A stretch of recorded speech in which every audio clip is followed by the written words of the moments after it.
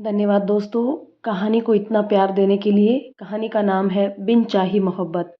नमस्कार दोस्तों, स्वागत है आपका आपके अपने यूट्यूब चैनल मन अप स्टोरीज में। दोस्तों, कहानी के 4 पार्ट अपलोड हो चुके हैं, ये 5वां पार्ट है। तो चलिए दोस्तों, 5वें पार्ट को शुरू करते हैं। अरे अरे, बता रहा हूँ, वो वो है ना, एक आपकी चमची। कौन? राधा? वाह, चमची कहते ही आपको समझ में आ गया किसकी बात चल रही है। और राधा नहीं, राधिका नाम है उसका। अमर ने भौहें सिकोड़कर गंदा सा मुंह बनाया। ओह, लेकिन मैं तो राधा ही बुलाता हूँ। बहुत अच्छी असिस्टेंट है वो, और बहुत ही प्यारी लड़की है। भैया, आप भूमिका पर ध्यान दीजिए ना। बेटा, अब तुझे मैं तेरी ही मेडिसिन टेस्ट करवाऊंगा। तू रुक, मुझे वापस आने दे जरा। आकाश के इंदौर वाले बैग अभी भी पैक थे। वो जल्दी जल्दी 2-3 एथनिक ड्रेसेस बैग में पैक करने लगा। भाई, आप कहाँ जा रहे हैं? कुएं में कूदने। अमर कूदकर उनकी पीठ पर लटक गया। सच? कब? कल सुबह 5 बजे। आकाश ने कुछ सोचा और पीछे मुड़कर अमर को गर्दन से पकड़कर दीवार पर टंगा दिया। खबरदार, अगर मॉम डैड से गलती से भी कुछ कहा कि मैं भूमिका के गांव गया हूँ तो तुम्हारी खैर नहीं। अमर का दम घुट रहा था। वो बेचारा लटके लटके ही चिल्लाया, गलती से भी नहीं। मैं मॉम डैड को कभी नहीं बताऊंगा कि आप ससुराल जाने के लिए कितने बेचैन हो रहे थे। आकाश ने उसे छोड़ दिया। वो जमीन पर गिर पड़ा और अपनी गर्दन सहलाने लगा। तो क्या बोलोगे मॉम डैड को? यही कि आप अपने फ्रेंड्स के साथ गोवा गए हैं कुछ दिनों के लिए। शाबाश। आकाश ने जोरदार घूंसा अमर की पीठ पर जड़ा। बेचारा जमीन में ही लौट गया। आपका प्यार इतना खतरनाक और जानलेवा है, तभी तो बेचारी भूमिका आपके पास नहीं आती होगी। अब की बार दूसरा जोरदार घूंसा पड़ा। जमीन पर ऑलरेडी लौट रही अमर भाई साहब अपनी पीठ की रीढ़ की हड्डी सहलाने लगे। अच्छा, अब तुम सोने जाओगे या तुम्हारी टांग खींचकर दरवाजे के बाहर डाल दूं? अरे अरे, रुकिए, एक काम रह गया है। क्या? भूमिका को फोन करके बता तो दूं कि आपकी तबीयत एकदम ठीक है, वरना वो सच में कल ही आ जाएंगी। फिर पता चला कि आप अपने ससुराल में और वो अपने ससुराल में। बहुत दिनों बाद आकाश भी खुलकर हंस पड़ा। अमर ने भूमिका को कॉल लगाकर फोन स्पीकर पर डाल दिया था। हेलो भूमिका। हाँ, बोलो। भैया तो एकदम ठीक है। पहले तो मुझे यकीन नहीं हुआ, लेकिन जैसे ही मैंने उनसे पूछा तो उन्होंने मुझे खींचकर एक झन्नाटेदार झापड़ रसीद कर दिया और मुझे पूरा यकीन हो गया कि वो एकदम ठीक है। अच्छा, अमर सुनो, मुझे उनकी एक फ़ोटो भेज दो ना। चुपचाप खींचना, ये जान ना पाए वरना तुम पर गुस्सा आएंगे। आकाश को भूमिका पर प्यार आ रहा था और भूमिका इस नए नवेले प्यार की खुशबू से बिल्कुल भी अनजान थी। अमर को भेजकर वो अगले दिन के ख्वाबों में खो गया। भूमिका से मिलने के लिए उसकी बेचैनी अब बढ़ने लगी थी और एक रात के बचे हुए 5 घंटे भी उससे काटे नहीं जा रहे थे। सुबह के 5 बजते ही आकाश घर से चुपचाप निकल गया। अमर के अलावा कोई भी नहीं जानता था कि आकाश कहाँ गया है। भूमिका का गांव शहर से बस कुछ 40-45 किलोमीटर दूर था। आकाश की कार शहर के बाहर हाईवे पर आकर एक कच्ची पगडंडी पर मुड़ गई। ये वही रास्ता था जो सीधा उसे उसकी मंजिल तक पहुंचाता था, उसकी भूमिका के पास। आकाश अपनी शादी के बाद पहली बार गांव की तरफ मुड़ा था। रास्ता कच्चा और ऊबड़ खाबड़ था, लेकिन आकाश के लिए बाहें पसारे राह देख रहा था। सड़क के अगल बगल साथ चल रहे लहलहाते खेत खलिहान और झूमती हुई फसलें उसका ससुराल में स्वागत कर रही थी। उसने कार का शीशा थोड़ा सा खोल दिया। गीली मिट्टी की सौंधी खुशबू उसके नाक में घुसकर उसके दिमाग तक को महकाने लगी थी। आकाश से रहा नहीं गया। उसने कार रोक दी। वो बाहर निकला। सुबह के 6:30 बजे थे। सूरज की किरणें पूरब में पैर पसार चुकी थी और धरती को लाल रंग की चुनरी में सरोबार कर रही थी। आकाश और पृथ्वी का एक ऐसा प्रेम भरा मिलन उसने पहले कभी नहीं देखा था। बहुत धीमी धीमी ठंडी हवाएं चल रही थी। पहली बार आकाश ने महसूस किया था कि गांव प्रकृति के कितने करीब है। शहर के शोर शराबे और धुएं के काले बादलों से आजाद यहाँ की साफ हवा, चिड़ियाओं की चहचहाट और ढेर सारा प्यार लिए यहाँ की जमीन हर किसी को नेह भरा आमंत्रण दे रही थी। आकाश इस प्राकृतिक खूबसूरती में डूबा जा रहा था कि अचानक उसका ध्यान टूटा और उसे याद आया कि उसे कहाँ जाना है। वो कार में बैठ गया और कार आगे बढ़ने लगी। उसे घर पता नहीं था, लेकिन मुखिया जी का नाम इतना चर्चित था कि उसे घर ढूंढने में कोई भी मुश्किल नहीं होने वाली थी। गांव के नुक्कड़ पर दो चार लोफर आवारा लड़के मोटरसाइकिल लिए खड़े थे। खैर, ऐसे लोग दुनिया में हर जगह मिल ही जाते हैं। फिलहाल और कोई दिख नहीं रहा था, तो आकाश ने कार रोककर उनमें से किसी एक से पूछ लिया, एक्सक्यूज मी, मुखिया जी का घर किधर है? आगे बढ़ जाइए, बरगद का बड़का पेड़ लगा होगा, उसी के सामने मुखिया जी का घर है। उनमें से काला चश्मा लगाए हीरो टाइप एक लड़के ने कहा। उसके मुंह से पान की पीक बह रही थी। थैंक यू बोलकर आकाश आगे बढ़ गया। ई कौन था ससुरा? अपने गांव का तो नहीं लग रहा। ना भैया जी, मुखिया जी का दामाद होगा। वो ब्याहे है ना अपनी बिटिया अनूप इंडस्ट्री वालों के घर में। काले चश्मे वाले ने झटके से चश्मा उतार दिया। आखिर बिटिया ठाकुरों में ही ब्याही, हम में कौन से कीड़े पड़े थे फिर? उस बड़ुओं की अकल ठिकाने लगानी ही पड़ेगी। ये नवाबजादे इसी गांव के एक जमींदार उदय सिंह परमार के बेटे अक्षय राज उर्फ राज परमार, जो अपने आप को राज ठाकुर कहते थे। इधर आकाश अपने ख्वाबों में खोए हुए अपने ससुराल पहुंच गए। बरगद का बड़ा सा पेड़ दूर से ही नजर आने लगा था। गाड़ी घर के बाहर रोक दी। ये बिल्कुल भी कोई आलीशान हवेली या कोठी जैसा नहीं था, बल्कि गांव के अन्य सामान्य घरों जैसा ही था। बस एक बड़ी सी जगह में घर का आंगन और द्वारा फैला हुआ था। घर के बाहर कोने में एक आटा चक्की बनी हुई थी। एक बड़ी सी गौशाला घर से कुछ मीटर की दूरी पर ही बनी हुई थी।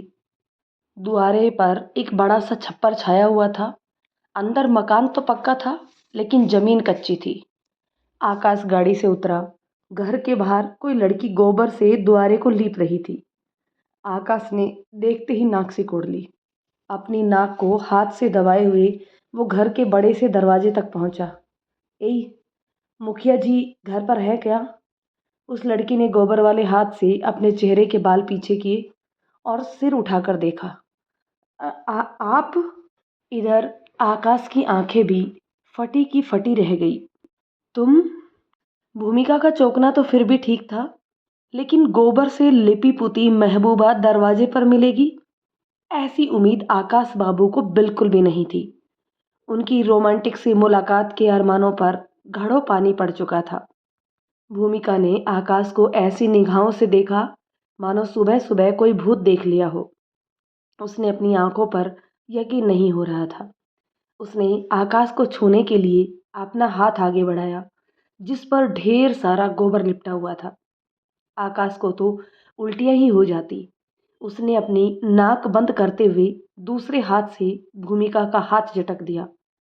ए पागल औरत, मेरे कपड़े खराब करोगी क्या? भूमिका को यकीन हो गया वो सपना नहीं देख रही। उसने लीपना छोड़ दिया और पीछे गाड़ी में झांकने लगी। अमर नहीं आया? भूमिका पलके झपकाती हुई गाड़ी के अंदर देखने की कोशिश करने लगती है। आकाश ने सीधी उंगली उसके नाक के सामने दिखाते हुए कहा, एक बार और नाम लो उसका, फिर मैं तुम्हें और अमर को एक ही रस्सी से बांधकर ये जो सामने बरगद का पेड़ दिख रहा है, इसी की डाल से लटका दूंगा। आकाश की तनी हुई भौयों को देखकर भूमिका जोर जोर से पलकें झपकाने लगी और दौड़ती हुई घर के अंदर चली गई। अम्मा, ए अम्मा, ये आए हैं। कौन? कन्या देवी आंगन से ही चिल्लाई। अरे, ये आए हैं लखनऊ से। भूमिका की आवाज़ हाँफ रही थी। वो जल्दी जल्दी हैंडपंप चलाकर हाथ धोने लगी। भूमिका की अम्मा दौड़ती हुई बाहर आई। भूमिका को अब तक विश्वास नहीं हो रहा था। सूरज, चांद, तारे सब तो अपनी जगह पर है, तो हमारे पति के ग्रहों ने अपनी कक्षा कैसे बदल ली? कन्या जैसे ही देहरिया पर पहुंची, आकाश ने मुस्कुराते हुए आगे बढ़कर उनके पैर छू लिए। अम्मा गदगद हो गई। पहली बार दामाद राजा घर आए हैं। एक तो वैसे ही हमारी भारतीय समाज में दामादों का बड़ा विशेष स्थान होता है, ऊपर से जब ऐसे रुतबे वाले हों तब तो बात और ही होती है। कन्या ने कंधे से पकड़कर आकाश को उठाया और सीने से लगाकर खूब आशीष दिए। आकाश ने पीछे से आ रहे शोर पर ध्यान जाते ही पीछे मुड़कर देखा। गांव के तमाम बच्चे घेरा बनाए उनकी ब्लैक ओडी के चारों तरफ जमा थे और उसे छू छू कर देख रहे थे। Hey, you don't touch it, stay away, कहते हुए वो गाड़ी की तरफ भागा। उसे डर था कहीं बच्चे गाड़ी पर कोई स्क्रैच ना कर दे। अरे भैया, आप गाड़ी यह चक्की के बगल में लगा दो, कमल देखे रहेगा। कन्या देवी आकाश को परेशान देखकर बोली। ए कमल, कमल, सुनते हो क्या? कन्या जी चिल्लाई तो आटा चक्की से एक नौजवान मोबाइल हाथ में पकड़े बाहर निकला। हाँ चाची, बताओ। देखो, भूमि के घर वाले आए हैं, चरण स्पर्श नहीं करोगे? कन्या का कहना भर था कि कमल आकाश के सामने जमीन पर लौट गया। अरे जीजा, प्रणाम। पाए लागी जीजा, बहुत दिनन बाद आए, हमें पहचाने? तुम्हारे ब्याह में हम ही हलवाई लेकर आए थे शहर से, एकदम लल्लन टॉप, और टेंट भी हम ही नहीं बंधवाए थे, याद आया कछु? आकाश डर के मारे पीछे ही हट गया। उसने अपनी शादी में अपनी बीवी की शक्ल तो नहीं देखी थी ढंग से, और ये आदमी टेंट और हलवाई की बातें कर रहा था। जाओ, बगल गांव से पंडित जी को जल्दी से बुला लाओ, कह देना कि भूमिका के घर वाले आए हैं। भूमिका की माँ के इतना कहते ही कमल बाइक पर बैठकर फुर्र हो गया। आओ भैया, अंदर चलो। तुम बताए काहे नहीं कि हम आ रहे हैं आज, वरना पंडित जी को कहीं नहीं भेजते। जरा हाथ मुंह धो, तब तक नाश्ता पानी लगवाते हैं। आकाश दहलीज के अंदर घुसते ही चारों तरफ देखने लगा। बगल में हैंडपंप लगा हुआ था, जहां भूमिका बैठी रगड़ रगड़ कर हाथ मुंह धोए जा रही थी। आकाश ने गंदे से मुंह बनाते हुए उसे देखा। नीलू, ए नीलू, खाट डालो आंगन में जल्दी, जीजा आए हैं तुम्हारे, कहकर कन्या देवी चौके की तरफ बढ़ गई। आकाश भूमिका के थोड़ा पास पहुंचा। ए, सुनो जी, कम से कम 3-4 बार नहाना, उसके बाद ही मेरे अगल बगल दिखाई देना, कहकर वो आगे बढ़ गया। भूमिका ने फटाफट खुशबू वाला साबुन उठाया और आंगन के दूसरे कोने में बने छोटे से बाथरूम में घुस गई। आंगन इतना बड़ा था कि और छोर तक पहुंचने में अच्छी खासी कसरत हो जाती। बड़े से आंगन के बीचों बीच तुलसी का पौधा लगा था। बरगद की शाखाएं आधे आंगन को ठंडी छांव दे रही थी और आंगन के चारों तरफ कमरे ही कमरे बने हुए थे, कुछ कच्चे और कुछ पक्के। तब तक अनीता खाट लेकर आ गई। खाट के ऊपर सुंदर फूलों वाली चादर बिछा दी। आकाश पानी का गिलास लेकर उस पर बैठा ही था कि अनीता बोल पड़ी। काहे जीजा, रहा नहीं गया आखिर तुमसे? 4 दिन भूमि के बिना बहुत बेचैन हो रखे हो। आकाश के मुंह से पानी बाहर निकल पड़ता। वो पीछे बाथरूम में से निकली भूमिका को देख नहीं पाया और अनीता से बोला, उसे तो रोज ही देखते हैं, उसे देखने क्या आएंगे? हमारी इकलौती साली की शादी हो रही है, हम तो उससे मिलने चले आए। तुमको खुशी नहीं हुई हमारे आने से? हाय जीजा, तुम कितने अच्छे हो, अनीता खिलखिलाकर हंस पड़ी। भूमिका को तो लग रहा था कहीं ऐसा ना हो उसे चक्कर आ जाए और वो वहीं गिर पड़े। आकाश का ये रूप उसने कभी सपने में भी नहीं सोचा था। गीले बालों को तौलिए में बांधे हुए भूमिका साड़ी नहीं पहनी थी। उसने साड़ी को अपने कंधों पर डाल रखा था। बाथरूम से निकलते ही वो झट से बगल वाले कमरे में घुस गई। अनीता, मुझे कपड़े चेंज करने हैं, कोई रूम वो देखिए। गूसल खाने के बगल से सटा जो रूम है वो भूमिका का ही है, वहाँ बदल लीजिए। आकाश ने अपना ट्रॉली बैग उठाया और उस कमरे के किवाड़ को धाड़ से धक्का देकर खोल दिया। अंदर भूमिका साड़ी ही पहनने जा रही थी। आकाश को देखते ही उसने साड़ी खींचकर अपना बदन ढक लिया। आकाश ने एक बार तो नजरें झुका ली, लेकिन फिर वो धीरे से आगे बढ़ा। क्यों ना देखे, आखिर मेरी ही तो है। भूमिका टकटकी बांधे उसे देख रही थी। उसके बालों से पानी टपक रहा था और वो उसके संगमरमर जैसे बदन पर जगह जगह पानी की बूंदें मोती की तरह झिलमिला रही थी। भूमिका की गर्दन के एकदम करीब आकर आकाश ने एक लंबी सी सांस खींची और छोड़ दी। उसकी गर्म सांस ने भूमिका की गर्दन पर झुरझुरी छेड़ दी। उसके बदन में हलचल सी होने लगी। पहली बार आकाश उसके इतने करीब जो था। उसने जोर से आंखें बंद कर ली। आकाश पीछे हट गया। गुड। अब तुम्हारे पास से वो गोबर की गंदी सी बदबू नहीं आ रही है, वरना मैं अभी तुम्हें दोबारा नहाने भेज देता। भूमिका ने साड़ी छोड़कर दौड़कर उसका हाथ पकड़ लिया। आकाश की एक नज़र उसके ब्लाउज और पेटीकोट से झांकती मखमली बदन पर पड़ी और उसकी बची खुची सारी अकड़ भी मोम की तरह पिघलना शुरू हो गई। भूमिका उसके माथे को छू छू कर देखने लगी। क्या हुआ? देख रहे हैं, तबीयत तो ठीक है आपका। मेरी तबीयत को क्या हुआ? भूमिका ने हाथ हटाया और उसकी आंखों में झांकती हुई बोली, कोई जादू टोना तो नहीं कर दिया? रात में पीपल का पेड़ पार किए थे क्या? कटे नींबू मिर्ची पर पैर तो नहीं रख दिए? आकाश ने भूमिका का हाथ पकड़ लिया। अभी तो तबीयत बिल्कुल ठीक है, लेकिन अगर तुमने जल्दी ही साड़ी नहीं पहनी तो तबीयत जरूर खराब हो जाएगी। भूमिका का ध्यान अपने बदन पर गया। वो शर्म से पानी पानी हो गई। उसने हाथ से सीना छुपाते हुए दौड़कर साड़ी लपेटना शुरू किया। आकाश मुस्कुराता हुआ मुड़कर ट्रॉली बैग से अपने कपड़े निकालने लगा। भूमिका साड़ी लपेटकर बिना उसकी तरफ देखे जल्दी से बाहर भाग गई। बाहर निकलते ही खटिया पर बैठी अनीता उसे देखकर शैतानी हंसी हंस रही थी। घर में भीड़ बढ़ रही थी। जैसे जैसे शादी का दिन करीब आ रहा था, घर में मेहमान जमा होते जा रहे थे, लेकिन पूरे परिवार का ध्यान इकलौते दामाद के स्वागत सत्कार पर ही था। अनीता पूरे गांव में जाकर बता आई थी कि हमारे जीजा आए हैं, और आकाश का नाम लगभग सुनकर लगभग आधे गांव की लड़कियां भूमिका के घर में इकट्ठा हो गई थी। कुछ ही देर में हल्की सी टी शर्ट लोअर पहने आकाश बाहर आ गया। जैसे ही किवाड़ खोले, सामने मुंह दबाकर खिलखिलाती लड़कियों की भीड़ लगी थी। आकाश कमरे की दहलीज पर किवाड़ के ऊपरी फ्रेम पर दोनों हाथ लटकाकर खड़ा था। आकाश की जिम में बनाई हुई होट बॉडी और बाइसेप्स जो टी शर्ट की बाहों से साफ दिख रहे थे। कुछ लड़कियां उसे देखकर आहें भर रही थी और कुछ मन ही मन भूमिका से जली जा रही थी। हाय, क्या किस्मत पाई है भूमिका ने। अनीता एक एक कर सारी सहेलियों को आकाश से मिलवाने लगी। आकाश भी उन खिलखिलाती हुई लड़कियों को देखकर मुस्कुरा दिया।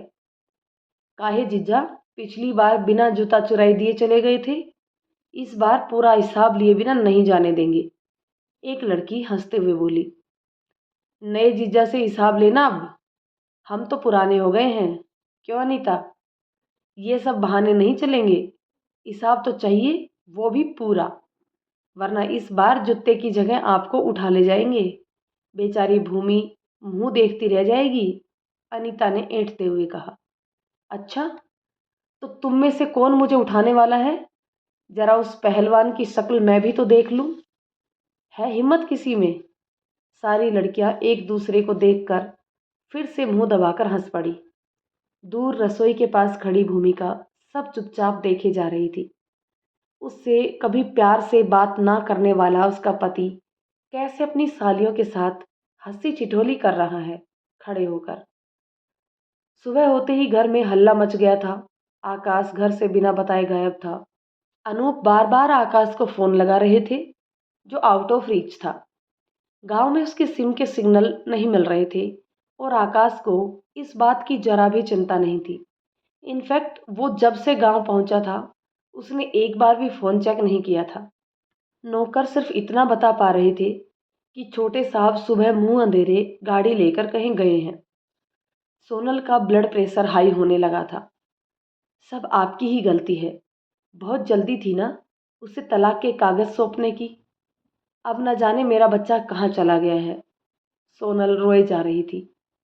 अमर अपने कमरे में पैर फैलाए सोया हुआ था। अनूप तोड़ते हुए उसे जगाने गई ताकि आकाश को ढूंढा जा सके। अमर, उठो, उठो मैंने कहा। अमर, उठो बेटा, आकाश कहीं चला गया है।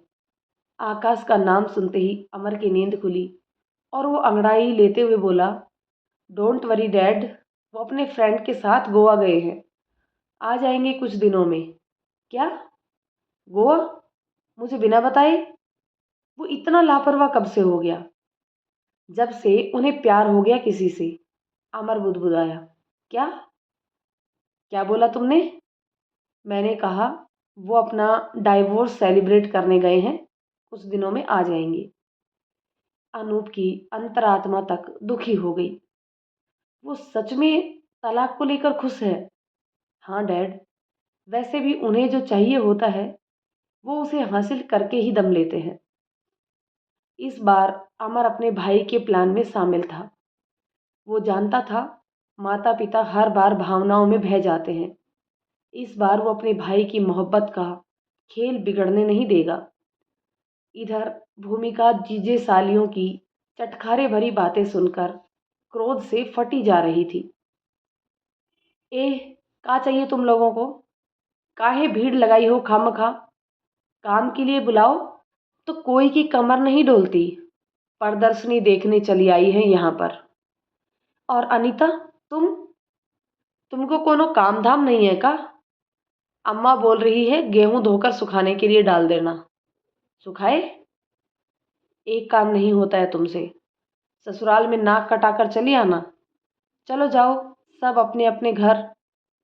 भूमिका का ये रूप देखकर तो आकाश भी थोड़ा सा डर गया था। अगला नंबर उसी का था। भूमिका पीछे मुड़ी और उससे बोली, अंदर आइए, बात करना है आपसे। आकाश चुपचाप उसके पीछे पीछे अंदर चला आया। एक बात बता रहे हैं, कान खोल कर सुन लीजिए, वरना किसी बात का बुरा लगे तो हम पर ना चिल्लाइएगा। पहले बताई दिए हैं, अच्छा होगा कि आप कमरे में ही रहें। ये शहर नहीं गांव है। यहाँ हंसी मजाक शहर की सभ्यता वाला नहीं होता है। पता चले किसी की बात का बुरा मान जाए और फिर हम पर गुस्सा निकाले। कहते कहते भूमिका की आंखें गीली हो गई। वो अपने प्रति अपने पति का व्यवहार अच्छे से जानती थी। आकाश मुस्कुराता हुआ उसके करीब आया, बहुत करीब। दो चेहरों के बीच सांसों का फर्क कर पाना भी मुश्किल हो जाए, इतना करीब। मुझे किसी की बात का बुरा नहीं लगेगा भूमि। तुम साफ साफ क्यों नहीं कहती हो कि तुम जल रही हो? अभी कुछ बुरा नहीं लगेगा। जब ऐसे वैसे मजाक होंगे तब हम ही को ढूंढेंगे बातें सुनाने के लिए। कैसे कैसे मजाक होंगे भूमि जी? हम अक्कू बुलाएंगे तो आप बुरा मान जाएंगे। भूमिका ही बुलाइए हमें। कहकर भूमिका कमरे से बाहर जाने ही वाली थी। आकाश ने सामने हाथ रख दिया। तेजी से चलने के कारण भूमिका का माथा उसकी मजबूत भुजाओं से टकरा गया और वो अपना माथा सहलाने लगी। मैंने कहा आपको जाने के लिए। हमें बहुत काम है बाहर। अनीता से कुछ नहीं होता। गेहूं फैलाने जाना है छत पर। हाथ हटाइए। भूख लगी है मुझे। खाना मिलेगा या लखनऊ से ही मंगवा लूं? हम अभी अम्मा को बोलते हैं, खाना लेकर कमरे में ही आ जाना। पंडित जी भी आ चुके थे। आकाश को देखकर उनकी खुशी का ठिकाना नहीं था। बहुत देर आकाश उनसे फैक्ट्री वाली जमीन के हालचाल लेता रहा, खेती और उपज की जानकारियां लेता रहा। फिर पंडित जी ने अपनी धर्मपत्नी को बुलाकर कान में कुछ कहा और वो थोड़ी देर बाद लाल कपड़े में लिपटे हुए कुछ नोटों के बंडल ले आई। ये बिटिया ने कुछ सामान खरीदा था लखनऊ से, अनीता के ब्याह का, उसी के लिए है। आकाश को समझ में नहीं आ रहा था कि उसे ये रुपए लेने चाहिए थे या नहीं। यूं तो 5-6 लाख रुपए उसके लिए कोई ज़्यादा मायने नहीं रखते थे, लेकिन मना करने पर कहीं पंडित जी के स्वभाव को चोट ना लग जाए और ये लेने पर कहीं उन्हें ये ना लगे कि दामाद इतना पैसे वाला होकर भी इतना लालची है। उसने फटाफट से बीच का रास्ता निकाल दिया। पापा, पैसे तो डैड ने दिए थे भूमिका को शॉपिंग के लिए। शादी वाले दिन जब वो आए तो आप उनसे ही बात कर लीजिएगा। अच्छा, ये भी सही रहेगा। हमें तो भाई अपने समधी समधन जी का बड़ी बेसब्री से इंतजार है। अमर बाबू आएंगे या नहीं? हाँ बिल्कुल, शादी वाले दिन वो भी आएगा। पंडित और पंडिताइन को शादी की काफ़ी तैयारियां देखनी थी। ऐसे में दामाद जी की सेवा शुश्रूषा में कोई कमी ना रह जाए, इसके लिए कमल को नियुक्त किया गया था। चिंता ना करो चाचा, जैसे हनुमान जी राम के चरणों में बैठे रहते हैं हमेशा, वैसे ही हम जीजा के चरणों में बैठे रहेंगे सेवा करने के लिए। फिर वो आकाश की तरफ मुड़कर बोला, जीजा, तने को कोई चीज़ की ज़रूरत हो तो हमें याद करिएगा सबसे पहले। हम आपकी सेवा में चौबीसों घंटे मौजूद रहेंगे। यही बाहर चक्की पर बैठे रहते हैं। आकाश अपने इस जबरदस्ती के सेवक को देखकर मुस्कुरा दिया। इधर सोनल के रोने पीटने और अनूप के बार बार कहने पर अमर ने भूमिका को फोन पर कॉल किया। हाँ अमर, बोलो। सूप से चावल फटकती हुई भूमिका फोन एक कान से लगाकर बोली। सामने अनूप और सोनल खड़े थे। अमर भाई का प्लान बिल्कुल बिगड़ने वाला नहीं था, इसलिए बातें बनाता हुआ बोला, hi Veronica, how are you doing there? Hope you guys are enjoying your Goa trip. कहा कहा गबड़ सवड़ बोले जा रहे हो, हमारी कुछ पल्ले नहीं पड़ रहा है। You are so funny. Actually भाई का कॉल नहीं लग रहा। क्या तुम उससे बात करवा सकती हो वेरोनिका? तुम दोनों भाई थोक के भाव भांग पी लिए हो का? दोनों बोरा गए हो एकदम। रुको, अभी बात कराते हैं। भूमिका फोन आकाश के पास लेकर जाती है। आकाश बड़े आराम से आंगन की खाट पर बैठकर कढ़ी चावल खा रहा था। अमर से बात कर लीजिए। दिख नहीं रहा मैं खाना खा रहा हूँ? फ़ोन लगाओ मेरे कान में। चम्मच से तो खा रहे हैं, दूसरे हाथ से पकड़ लीजिए। पहले तो आकाश ने गुस्से से उसकी तरफ देखा, फिर उसे अमर की बात याद आ गई। भाई, प्यार, सिर्फ प्यार। याद आते ही उसने मुस्कुराते हुए अपना हाथ कढ़ी चावल में घुसेड़ दिया और उंगलियां चाटने लगा। लाओ, अब लगाओ कान में। भूमिका ने हाथ आगे बढ़ाकर फोन उसके कान से लगा दिया। आकाश ने उसका फोन वाला हाथ कसकर अपनी गर्दन और कंधे के बीच में दबा लिया। हाँ अमर, बोलो। भाई, अपना सिम तो चेंज कर लो कम से कम। मॉम डैड परेशान हो रहे हैं। ओह हाँ, मैं भूल गया था। वैसे मॉम डैड को शक तो नहीं हुआ ना? नो वे भाई, आप तो बस एंजॉय करिए गोवा में। और हाँ, मेरी एडवाइस याद है ना? नो गुस्सा, ओनली प्यार। मेरा मतलब है पीस। फाइन। कॉल कट गया। आकाश भूमिका का हाथ और फोन दोनों कंधे में दबाए हुए था। बात हो गई हो तो फोन छोड़ दीजिए, हमें चावल फटकने हैं। घर में अगल बगल से निकल रहे सभी लोग भूमिका और आकाश को देखकर मुंह दबाकर हंसते हुए निकल जाते थे। आकाश ने मुस्कुराते हुए अपनी गर्दन सीधी कर ली। भूमिका को उसकी हरकतें गुदगुदा रही थी, लेकिन वो उसे प्यार समझने की भूल भी नहीं करना चाहती थी। वो अच्छी तरह से जानती थी कि उसके सो कोल्ड पति के दिल में उसके लिए कोई जगह नहीं थी। सुनो, मुझे एक एक्सटेंशन, एक वाइट बेडशीट ला दो और एक ट्यूबलाइट किसी से बाजार से मंगवा कर लगवा दो कमरे में। ट्यूबलाइट और बेडशीट छोड़कर भूमिका को कुछ पल्ले नहीं पड़ा। ट्यूबलाइट का क्या कीजिएगा? रोशनी है तो अच्छी खासी। आकाश जबरदस्ती की हंसी हंसते हुए सारे दांत दिखाते हुए बोला, सही कह रही हो। जिसकी तुम्हारी जैसी बीवी हो उसे ट्यूबलाइट की क्या ज़रूरत? फिलहाल तुम्हें मैं दीवार पर टांग नहीं सकता। ट्यूबलाइट यहाँ नहीं मिलेगा, शहर जाना पड़ेगा। बल्ब तो मिलेगा, 2-3 एलईडी बल्ब ही मंगवा दो। इतने सारे बल्ब और चादर काहे चाहिए आपको? साली की शादी है ना, कमरे में चादर बिछाकर बल्ब जलाकर नागिन डांस करूंगा। अरे मूर्खों की आइंस्टीन, ऑफिस की कॉन्फ्रेंस कॉल अटेंड करनी है। पीछे की दीवार पर वाइट बैकग्राउंड सेट करना है और ज़्यादा लाइट की ज़रूरत है। भूमिका को कुछ खास तो समझ में नहीं आया। हाँ, हम कमल को भेज देते हैं, उसे समझा देना, वो ला देगा। खैर, थोड़ी ही देर में कमल सारा सामान लेकर प्रकट हो जाते हैं। आकाश अपने ऑफिस की कॉन्फ्रेंस में बिजी हो जाता है। उसने किसी को भी डिस्टर्ब करने से मना किया था। सो भूमिका किसी को भी कमरे के आसपास न फटकने दे रही थी। थोड़ी ही देर में थोड़ा सा दरवाज़ा खोलकर वो झांकी। आकाश की नज़रें लैपटॉप पर टिकी थी। उसने दूर से आकाश को कप दिखाया। आकाश चाय नहीं पीता था, तो उसने मना कर दिया। भूमिका बिना आवाज़ किए मुंह चलाकर उसे बता रही थी, कॉफ़ी है, ले आऊं? आकाश ने हाथ से कॉफ़ी रखने का इशारा किया और वो धीरे से कमरे में घुसकर बिस्तर के किनारे कप रखकर भाग गई। थैंक यू दोस्तों, आपकी दुआओं से मेरा स्वास्थ्य अब लगभग ठीक हो चुका है। तो दोस्तों प्लीज़ कमेंट करके ये बताइएगा कि कहानी का ये पैटर्न ज़्यादा सही है या पहले वाला ही सही था। दोनों में से कौन सा पैटर्न हमें रखना है, कमेंट करके बताइएगा। उसी पैटर्न में कहानियाँ आगे आपको मिलेंगी। और साथ ही साथ कमेंट करके ये भी बताइए कि ये कहानी आपको कैसी लग रही है। दोस्तों यदि कहानी पसंद आ जाती है तो प्लीज़ कहानी को लाइक कर दीजिए, और अगर चैनल पर नए हैं तो प्लीज़ चैनल को सब्सक्राइब ज़रूर कर लीजिए। तो चलिए दोस्तों, मिलते हैं कहानी के नेक्स्ट पार्ट में, तब तक के लिए